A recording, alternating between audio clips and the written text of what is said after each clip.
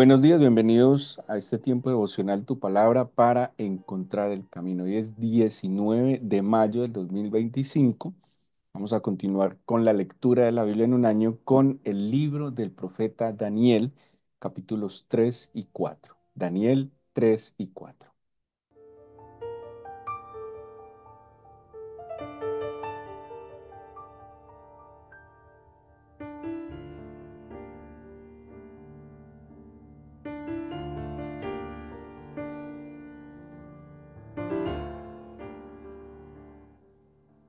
En nuestra lectura diaria de la Biblia hemos comenzado esta semana un nuevo libro, el libro del profeta Daniel, el cuarto libro dentro del canon cristiano, cuarto libro de los profetas mayores. Em, es un libro, lo hemos comentado, que en el canon hebreo no es considerado como profeta, em, sino que más bien es considerado como parte de los libros históricos, tal vez por su narración. Es un libro muy importante, muy importante en el Antiguo Testamento. Podríamos decir que el libro de Daniel es el libro apocalíptico del Antiguo Testamento. El libro de Ezequiel tiene también algunos elementos que podríamos decir de literatura apocalíptica, pero el centro mismo de la escritura y de la revelación que nos muestra el libro de Daniel tiene que ver con este lenguaje apocalíptico, que es un lenguaje figurativo, donde está hablando y desarrolla de una manera muy particular también lo que tiene que ver con el final de los tiempos y la manifestación del mal, pero también la manifestación plena de el Mesías, del enviado. Bueno, Daniel, se cree que Daniel hacía parte del linaje de David, puesto que en el inicio de Daniel, cuando habla de estos jóvenes que son traídos de Judea para Babilonia, bueno, Daniel viene en la primera deportación, dice, eh, cuando le dice Nabucodonosor a su jefe de los eunucos, que trajese de los hijos de Israel del linaje real de los príncipes. Entonces se cree que Daniel y sus compañeros eran entonces del linaje de David, muchachos de muy buena familia, muy bien educados, que vinieran a trabajar en el palacio. Bueno, esto demuestra, hay algo bien interesante, porque vamos a hablar, es la lectura que corresponde de un personaje llamado Nabucodonosor. Sí, Nabucodonosor. Bueno, recordemos que Daniel, el nombre de Daniel quiere decir Dios es mi juez, y pues sus amigos, cada uno tenía un nombre hebreo, y a estos muchachos les fue cambiado el nombre por nombres de Babilonia, ¿sí? Nombres que tenían un significado en caldeo, que es la lengua de los babilonios. Bueno, hay cosas muy interesantes en el capítulo 1 y 2 que ya lo hemos estudiado en otro momento, como hay un proceso de adoctrinamiento de estos muchachos para hacerlos parte de la cultura y de la mentalidad caldea, ¿sí? Les enseñan las lenguas, les cambian las costumbres, les cambian los nombres. Bueno, todo esto tiene que ver con una formación de una nueva identidad, ¿sí? Muy parecido a lo que hacen hoy, digamos, quien quiere dominar a otro es cámbiale la identidad, ¿sí? Cámbiale los nombres a las cosas, cámbiale sus perspectivas, sus modos, sus costumbres, y obviamente al cambiar la identidad también le cambia el sentido y el propósito de su vida. Eso hicieron con estos muchachos, solo que estos muchachos, a pesar de que les cambiaron o pretendieron cambiarles su identidad, en sus creencias, en su fe, estos muchachos tenían un arraigo tan profundo en su corazón, unas convicciones personales tan profundas, que los caldeos no lo lograron, sino que a pesar de todo este intento, estos muchachos se mantuvieron fieles, pusieron en juego su propia vida, no sucumbieron, y pues hemos visto cómo son librados del horno de fuego, ¿sí? Más adelante Daniel también se va a enfrentar al foso de los leones en otro gobierno. Bueno, Daniel va a estar, por lo menos lo que menciona la Biblia, bajo el gobierno de cuatro reyes, pero realmente son cinco. El tiempo que Daniel va a estar en Babilonia, y prácticamente con la mayoría de ellos, cuatro de los cinco, Daniel va a jugar un papel muy importante. Entre Daniel y José, el hijo de Jacob, hay muchas similitudes. Son vidas que se pueden ver de manera paralela. Jóvenes exiliados de su tierra, ambos, em, temerosos del Señor, muchachos. Cuando hablamos jóvenes, estamos hablando de adolescentes, entre, no sé, de 15 a 17 años. Em, y vemos cómo estos muchachos, temerosos de Dios, muy firmes en sus convicciones, a pesar de su juventud, fueron o llegaron a estar en lugares de mucha autoridad. José en Egipto y Daniel en Babilonia.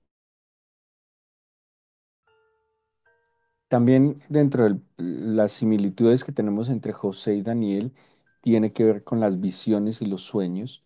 Eran hombres que a pesar de su corta edad tenían una sensibilidad, una sabiduría, un don de discernimiento, un don profético también extraordinario para poder em, entender las visiones que en el caso de José tuvo Faraón, en el caso de Daniel tuvieron los reyes de Babilonia, porque no fue solo Nabucodonosor, también fue su nieto, aunque la Biblia dice que es hijo, pero en verdad era nieto, Belsasar.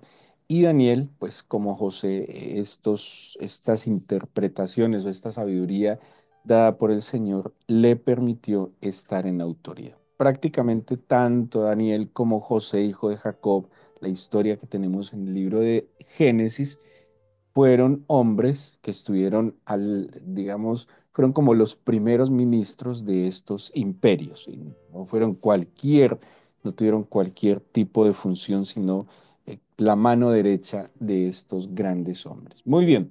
El capítulo 4 entonces, 3 y 4, que es la lectura que nos trae hoy, históricamente en lo que se ha encontrado de Nabucodonosor, se habla que Nabucodonosor en términos generales fue un hombre religioso, era un hombre moderado y esta moderación de Nabucodonosor, estamos hablando en un principio, se evidencia en que Nabucodonosor no atacó de manera, digamos, desproporcionada ni eh, ¿cómo lo podríamos decir? O sea, no vino a destruir a Jerusalén y el templo eh, inmediatamente, sino que lo hizo de manera muy tranquila, muy moderado. De hecho, cuando tomó a Judea, no los destruyó, los hizo tributarios, les dejó independencia, ¿sí? Fue tranquilo, les dio independencia. Eso sí, obviamente, como hacían muchos de estos imperios, lo convirtió un reino tributario. Ellos debían darle tributos a Nabucodonosor, pero el templo seguía, el culto seguía, tenía rey, tenía privilegios y pues estaban tranquilos. Solo que Sedequías, que no escuchó a Jeremías, que Jeremías advertía que no se asociaran con Egipto, que tenían que obedecer a los caldeos, pues Sedequías, un poco envalentonado y engañado, se asocia con los egipcios, se rebela o intenta rebelarse en contra de los caldeos y pues ya Nabucodonosor lo que tenía que hacer era apagar esta rebelión y lo que generó fue la destrucción de Jerusalén y del templo. Lo mismo pasó en la época de los romanos, ¿sí? Eh, Roma había permitido de alguna manera que los judíos tuvieran su templo, tuvieran su culto, eran tributarios, obviamente pues estaban bajo el dominio del Imperio Romano, pero vivían, ¿sí?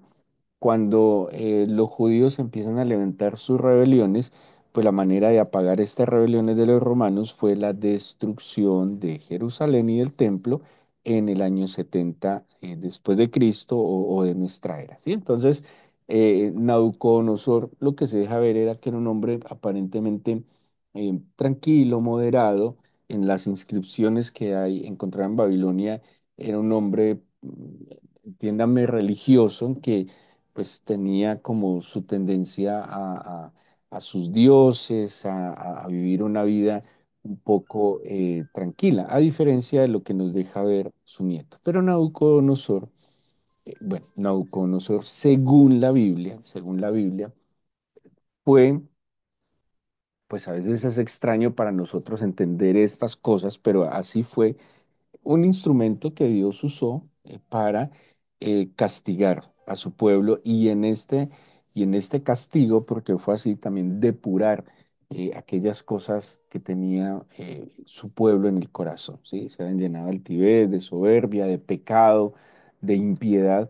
Y pues la aflicción iba a ser una oportunidad también de purificación, ¿sí? Como de sacar de lo profundo del corazón ese arraigo a la altivez, a la soberbia y a olvidarse de Dios. Y hemos hablado mucho cómo Babilonia, que fue un momento trágico, se convierte también en un lugar que iba a traer un despertar espiritual en el judío, en el pueblo de Israel, tanto que se atribuye al tiempo del exilio en Babilonia, donde nace como tal, como sistema religioso, el judaísmo, ¿sí? La sinagoga, las escrituras, se dice que se editaron en Babilonia, o sea que fue adverso, pero en últimas fue pues benéfico, ¿sí?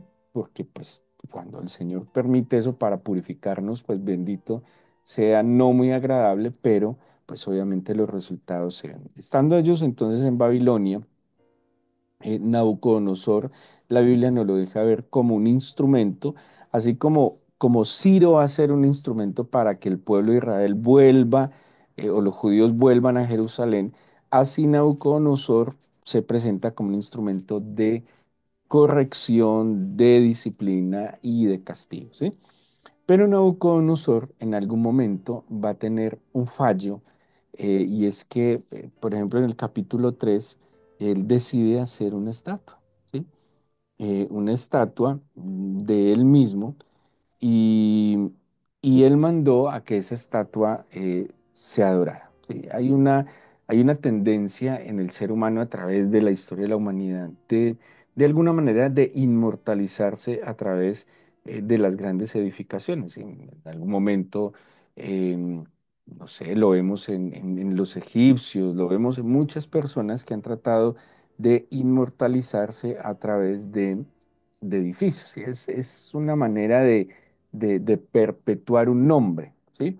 Nabucodonosor seguramente, eh, de nuevo, la Biblia lo muestra como que fue el favor de Dios que llevó a Nabucodonosor a ser un gran rey y a dominar incluso al pueblo de Israel. Pero Nabucodonosor se desvía un poco y es como lo que le pasa al corazón del ser humano, que ante el éxito, el triunfo, los logros, como que se le olvida que la vida, que la salud, que las capacidades, pues no provienen de nosotros mismos, sino que nosotros fuimos creados, ¿sí? Nosotros fuimos diseñados y nosotros fuimos dotados de algunos recursos para la vida. Nadie ha logrado nada por sí mismo. Listo, que usted es un excelente trabajador, que es un excelente estudiante, que es disciplinado, esforzado, valiente, que es inteligente, pero todo eso lo hemos recibido, ¿sí? Si usted es disciplinado, seguramente hubo una buena formación, eso lo recibió. Si usted tiene unas condiciones físicas favorables, eso lo recibió. Usted nos hizo en el vientre de su madre, usted tuvo buenas condiciones de alimentación. Hay gente que puede tener capacidades intelectuales, pero en unas condiciones de mala alimentación, todo esto se puede afectar. O sea, todo lo que somos, lo que tenemos, lo que hacemos, lo hemos recibido. Nadie llegó sabiéndolo todo, nadie llegó a este mundo con todas las capacidades y los recursos. Se tuvo que recibir todo el conocimiento, el aprendizaje, lo hemos recibido. Y Nabucodonosor en algún momento de su vida, empieza a erigir esta estatua, pide adoración. Por eso en el capítulo 3 aparece como estos muchachos no se inclinaron, son echados al fuego. Y en el capítulo 4 mm, miremos un poco digamos, el engaño en el que cae Nabucodonosor, porque por algo está en la Biblia, y es un engaño que sutilmente, consciente o inconscientemente, nosotros podemos caer, ¿sí? De nuevo, la Biblia habla que Nabucodonosor lo que logró, lo logró porque el Dios de Israel, el Dios del universo, lo quiso bendecir, lo quiso usar para, para un propósito, y este propósito era, y digámoslo así, liberar a su pueblo del pecado. Suena extraño, pero la aflicción iba a ser un medio para liberar a su pueblo del pecado. Dice entonces Nabucodonosor, rey a todos los pueblos, estoy en el capítulo 4 de Daniel, dice a todos los pueblos, naciones y lenguas que moran en toda la tierra, paz os sea multiplicada. Conviene que yo declare las señales y milagros que el Dios Altísimo ha hecho conmigo, cuán grandes son sus señales y cuán potentes son sus maravillas, su reino, reino sempiterno y su señorío de generación en generación. Miren lo que está haciendo Nabucodonosor, está haciendo una especie de eh, confesión de fe, ¿sí? Está dando a conocer sus convicciones, pero después de una experiencia bien complicada que va a tener Nabucodonosor. Dice que estaba tranquilo en su casa, en su palacio, tuvo un sueño que lo espantó, tendido en cama, las imaginaciones y visiones de su cabeza le turbaron. Bueno, y viene el sueño, que espero que usted lo pueda leer. Yo le doy como el panorama completo para que usted lo pueda leer. Y él tiene un sueño y nadie lograba interpretarlo, ¿sí? Pero entonces llaman a Daniel, que tenía pues, un reconocimiento, una fama de ser un hombre sabio, entendido, y él, dice el versículo 8, cuando entró Daniel, cuyo nombre es Belsasar, dice, en quien mora el Espíritu de los dioses santos, le conté el sueño, le describe el sueño y Daniel va a interpretar este sueño. ¿En qué concluye este sueño? En que, versículo 20 en adelante, para que miremos el sueño de Nabucodonosor, la revelación y la advertencia que el Señor le hizo a él mismo.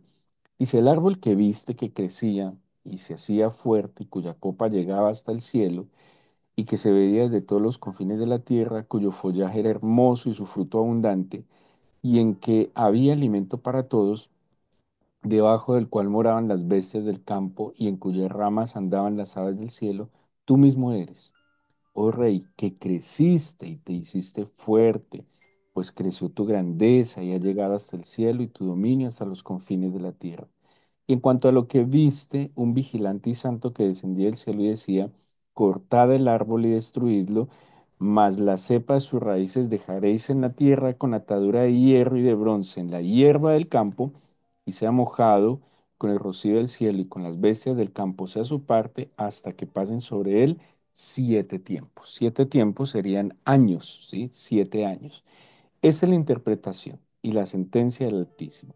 Mire lo que le advierte Daniel a Nabucodonosor, que te echarán entre los hombres, y con las bestias del campo será tu morada, y con hierba del campo te apacentarán como los bueyes, y con el rocío del cielo serás bañado, y 7 tiempos pasarán sobre ti, hasta que conozcas que el Altísimo tiene dominio en el reino de los hombres y que lo da a quien quiere, ¿sí?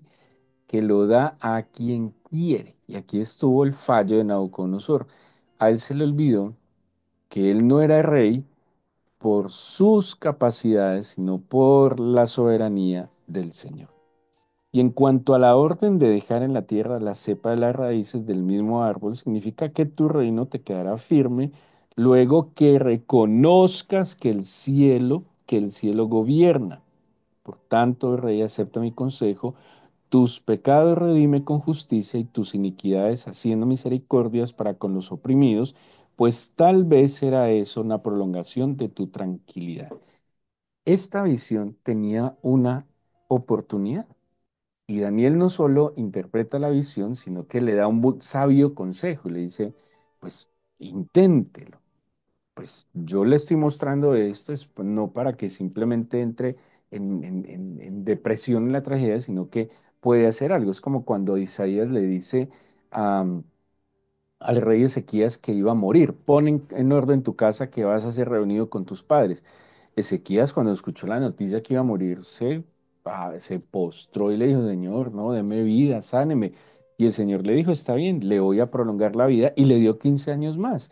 Aquí el Señor está revelando algo aparentemente trágico, pero es una oportunidad, pues, de buscar el favor de Dios. Y Daniel se lo dijo, pues mira, inténtalo. Pues si te lo está mostrando es que hay una salida. Pero Nabucodonosor, lastimosamente, dice que pasa lo siguiente. Al cabo de 12 meses, versículo 29, paseando en el palacio real en Babilonia, seguramente tenía paz, tenía tranquilidad, estaba en la cúspide de su vida, en el gran éxito de su vida triste. Eso pasa, ¿sí? Eso pasa cuando y lo hemos visto en tantos escenarios, lo hemos visto en la historia, lo hemos visto en la ficción, porque eso ha tendido a pasar, que el hombre logra algo y pareciera que toca el cielo con las manos y que está por encima de todos. Y miren a Nabucodonosor, dice, estando pues en el palacio paseando, dijo Nabucodonosor. ¿No es esta la gran Babilonia que yo edifiqué para casa real con la fuerza de mi poder y para gloria de mi majestad? Imagínense la postura, desconociendo de quién, por quién y para quién son todas las cosas. Y más, como les indiqué ahora, la Biblia expresa que Nabucodonosor llegó a ser lo que fue por el plan que el Señor tenía incluso para castigar y purificar a su pueblo. Dice la Biblia en el versículo 1, no estaba la palabra en la boca de Nabucodonosor cuando vino una voz del cielo. A ti te dice, rey Nabucodonosor, tu reino ha sido quitado de ti, y de entre los hombres te arrojarán, y con las bestias del campo será tu habitación, y como a los bueyes te apacentarán, y 7 tiempos pasarán sobre ti, hasta que reconozcas que el Altísimo tiene el dominio en el reino de los hombres y lo da a quien él quiere. Y en la misma hora se cumplió la palabra sobre Nabucodonosor, y fue echado de entre los hombres. Nabucodonosor se enloqueció, le dio una demencia. Y su comportamiento era no solo un comportamiento errático, era un comportamiento de hombre demente, ¿sí? Había perdido completamente la cabeza, se comportaba como una bestia. Pero mire dónde nació, en la soberbia, en la altivez, lo que logré, lo que alcancé. Y esto es muy peligroso porque todo el Salmo 100 que lo he dicho varias veces hoy, el Salmo 100 dice, no nos hicimos nosotros a nosotros mismos. Somos tu pueblo, ovejas de tu prado. Si yo respiro es porque el Señor hoy me está dando el aliento de la vida. Si mis sentidos funcionan, es que nosotros, decía el Señor Jesús en el Evangelio, por más que nos esforcemos, podremos añadir un codo a nuestra estatura.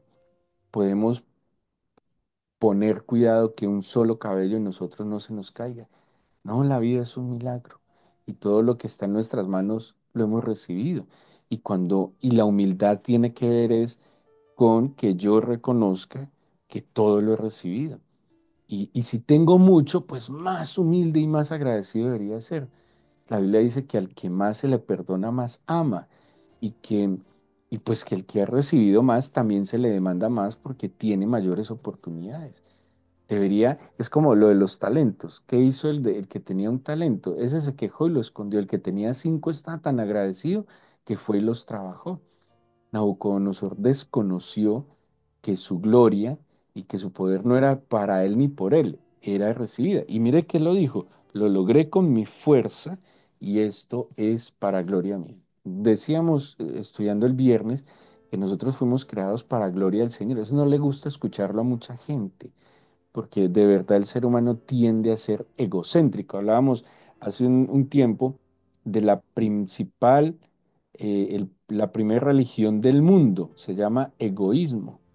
La religión más grande y más popular del mundo es el egoísmo, porque hay musulmanes egoístas, cristianos egoístas, judíos egoístas, hasta lo que sea egoístas. Digamos que cristianos hay como 1.000 millones de cristianos, musulmanes habrá 1.200 millones de musulmanes. Pero egoístas, yo creo que los 8.000 millones de seres humanos somos egoístas. Es una religión. El culto al ego, el culto al yo soy el primero, por mí, para mí, todo es de mí. Y triste, ¿sí? Y eso le pasó a Nabucodonosor, negó que había sido puesto para un propósito divino, para la gloria del Señor, y en su altivez y en su soberbia él cae, ¿sí? Y tanta sabiduría, tanto poder para comportarse como una bestia, como un animal. Es que la vida nos puede cambiar en un segundo, ¿sí? Para bien o para mal. Y tenemos que ser muy humildes, porque lo bueno, el solo hecho de tener salud, de tener un pan saludable y de buen sabor para tomar cada día, de tener abrigo, de tener personas que nos rodean, que nos aman genuinamente, que podemos amar con libertad. Son dones muy grandes que debemos disfrutar con gratitud, con humildad y saber que el Señor es quien da y Él es el que cuida y Él es el que guarda, que yo no soy el que guarda las cosas. Dice, si el Señor no edifica la casa, en vano trabajan los que la edifican, si el Señor no cuida la ciudad, en vano vela la guardia. Yo no tengo por qué aferrarme a la dádiva que el Señor me dio, sino al Señor, porque quien da, preserva, ¿sí? Quien edifica es el que va a conservar, y quien da y quien edifica y quien hace todas las cosas es el Señor, y eso fue lo que Nabucodonosor no reconoció. Dice que al fin del tiempo, en el versículo 34, yo, Nabucodonosor, alcé mis ojos al cielo y mi razón me fue devuelta. Y bendije al Altísimo y alabé y glorifiqué al que vive para siempre, cuyo dominio es sempiterno y su reino por todas las edades. Todos los habitantes de la tierra son considerados como nada, y Él hace según su voluntad en el ejército del cielo y en los habitantes de la tierra. Y no hay quien detenga su mano y le diga, ¿qué haces? En el mismo tiempo mi razón me fue devuelta y la majestad de mi reino, mi dignidad y mi grandeza volvieron a mí. Y mis gobernadores y mis consejeros me buscaron y fui restablecido en mi reino y mayor grandeza me fue añadida. Ahora yo, Nabucodonosor, alabo, engrandezco y glorifico al Rey del cielo porque todas sus obras son verdaderas y sus caminos justos, y él puede humillar a los que andan con soberbia. Tenaz. Y lo entendió después de 7 años de estar viviendo como una bestia. Para nosotros esto es medicina preventiva. Para él también, por algo se lo advirtió Daniel, por eso, por algo el Señor se lo mostró. Pero Nabucodonosor, como a veces actuamos nosotros, pues queremos creer, pero en la experiencia, ¿sí? Entonces creo que esta lección que nos muestra la Biblia en Nabucodonosor es una lección para nosotros. Mantengamos la mirada en el cielo, mantengamos la mirada en el cielo mirando al glorioso, al todopoderoso, y seamos humildes entendiendo que hoy usted pudo respirar, tuvo la fuerza para levantarse, tuvo la disposición para buscar al Señor. No es que seamos mejores, es que en nosotros actuó su gracia y su misericordia. Usted no es mejor que el que se quedó dormido y no se levantó a orar. Simplemente el Señor tuvo misericordia y usted pudo hoy disponerse. Tuvo la fuerza, tuvo la disposición. Es que la fuerza no es solo física, el alma también le dio, el espíritu también le dio para que se pudiera levantar y buscar al Señor. No somos más que nadie, no somos mejores que nadie, simplemente somos unos privilegiados eh, que vivimos por la misericordia del Señor. Todos nos equivocamos, dice la Biblia, todos pecamos, todos, pero el hecho que tengamos la oportunidad de volver a Él y redimirnos, que Él nos redima, pues nos debería hacer vivir con mucha humildad, gratitud, paciencia y misericordia para aquellos que no tuvieron esta misma oportunidad que nosotros tenemos hoy. Démosle gracias al Señor y de verdad con un corazón humilde y agradecido presentémosle nuestra vida, este nuevo día y esta nueva semana. Solo te pido que nos des conciencia, dígale así, dame conciencia de ti, Señor. Dame conciencia de lo que tú eres, de lo que tú haces, de lo que yo soy para ti. Dame conciencia en todo lo que haga, en todo lo que emprenda, Señor. Dígale, guárdame, Padre, de la soberbia. Así oraba David, así están los salmos. Guárdame de las soberbias que no se enseñoreen de mí. Guárdame de olvidar que todo lo he recibido, Señor, que soy el fruto de tu gracia y de tu misericordia. Y si puedo considerar que tengo muchas virtudes, muchas bendiciones, muchas facilidades, es por ti, Señor. Es tu bendita misericordia. Y por eso hoy con humildad lo agradezco, me rindo a tus pies, pongo a disposición mi vida para, para que lo que haga hoy, lo que emprenda hoy, eh, por lo que tenga que responder hoy, Señor, que en todo dé gloria a tu nombre, así como tú has querido soberanamente glorificarte en mí. Guárdanos en esta nueva semana, protégenos del maligno, que no nos haga daño, Señor, y permítenos andar de tu mano cada día de nuestra vida. Te lo pedimos y oramos con gratitud en el nombre de Jesús. Amén.